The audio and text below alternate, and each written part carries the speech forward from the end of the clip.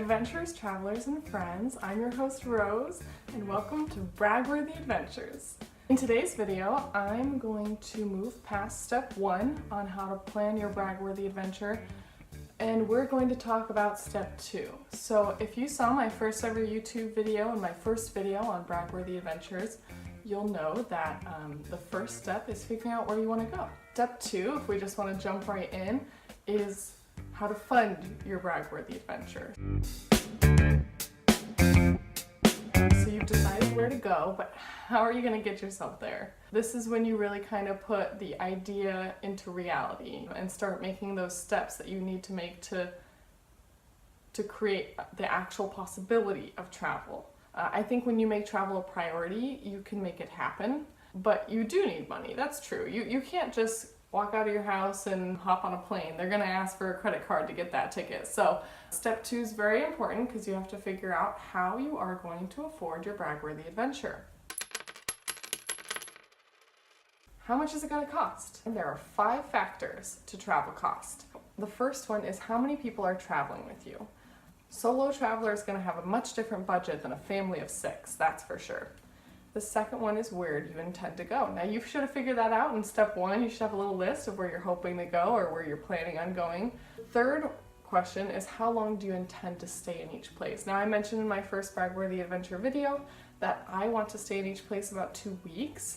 As I'm doing some more research, I'm realizing there may be some places that 5 days could be enough and I'll want to move around the area, but I'm thinking each country 2 weeks, even if I'm not in a single city for 2 weeks. The fourth factor that will affect your travel costs is what do you intend to do? There are many different ways to travel. Sometimes you want to go somewhere because you want to scuba dive there, or you just want a nice beach resort, or you want to just see the top sights, you want to go on a catamaran tour. There are many different things you can do in many different places. So you have to kind of figure out what sort of things do you like doing. The fifth factor that can affect your travel cost is what style of travel you prefer. Now, I would probably group travel into 3 styles. You've got the budget traveler who's like, I will couch surf. The second one is kind of like a medium traveler. They don't need to stay in the 5-star hotel, but they want a private room in a hostel. So they're kind of in between. And then we've got the high roller traveler, or the luxury traveler, we'll say. They like the perks and they want to save up to have those perks. A budget traveler is going to have a much different plan on how to fund their adventure than a luxury traveler will, because they will need to put in their budget a little extra for those luxury things. So those 5 factors can really change how you budget for your Braggworthy adventure. Now, you understand these factors, you have them, but you're wondering, where am I going to get the numbers from? Number 1, I would go down your list of each place that you want to visit, and I would go to Budget Your Trip. It's a site created by a traveling couple who realized they were having a hard time tracking their expenses while they were traveling. And they created this site where other travelers can put in information to keep track of their expenses, and it aggregates that information and gives it to people researching trips so they can see how much are other people spending in Cambodia every day for hotel, food, whatnot. And then you can multiply that number by how many days you're planning on staying there. So that's what I did. I figured out for 2 weeks in each location that I was thinking of going to how much it would cost. I put a couple of top places. So like India, I found on Budget Your Trip, it'd be about $31 a day to stay there. Southeast Asia, $25 to $50 a day for budget traveling. New Zealand, $122 a day. And then Switzerland, $180 a day, which is pushing it for me. But as you go through, you'll realize what places are expensive, what places aren't. And you'll be able to kind of create an estimated number of how much it's going to cost. Now, as you create this number, do not forget there are some hidden costs. When I think of hidden costs, I think of like scams, like someone trying to hide the costs. But the reason these costs are hidden are more because you kind of forget about them till you're getting a little closer to your trip. I've got 4 hidden costs. The first one is visas. Certain countries require visas. For instance, Cambodia.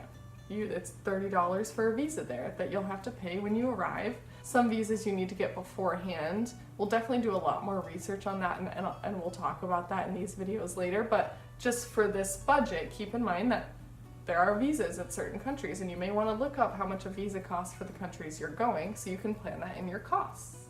The second one is vaccines.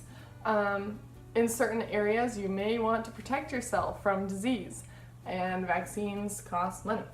Healthcare costs money. So just keep that in mind, that you'll have to spend some money on vaccines before you go on your trip. Also, pre-trip gear. You might already have your backpack and your travel goodies, or you might not. I have a backpack I really want to get. It's the Tortuga Outbreaker backpack, and it's like $300. So yeah, I'm saving up for that as part of my budget.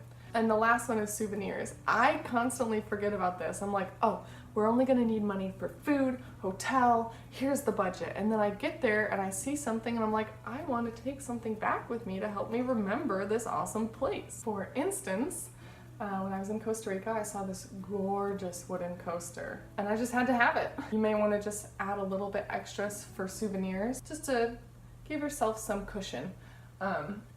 So that would be the last hidden costs. I also kind of created a graph of what other travelers have spent, because there are probably other hidden costs, and I didn't want to go through each country and look up every single thing I wanted to do, because I don't know every little thing I want to do yet. I also wanted to compare with the reality of what other travelers have spent. So I found 7 travelers who awesomely put their budgets on their blogs or their websites and shared them with us. They gave us how many people were traveling and how long they were traveling, and so I was able to distill that down into what they were paying per month, and then multiply it by 2 for 2 people, and then multiply that by 6 months for me. So the average that we got was $17,000 and some change. I think my budget, which I've chosen, kind of a gut number as well as research based, is $25,000, and I think that'll be more than enough. I think I'll be able to get some of the luxury that I want in some places and the activities that I want in some places, and hopefully come back and still have money when I get home so that I'm not starting from zero after my trip. Go figure out your numbers, guys. Figure out how much it's going to cost for you to do your Braggworthy adventure. Let's get started. Let's get saving. Let's get working so we can make it possible. And with that, I will say, bye travelers.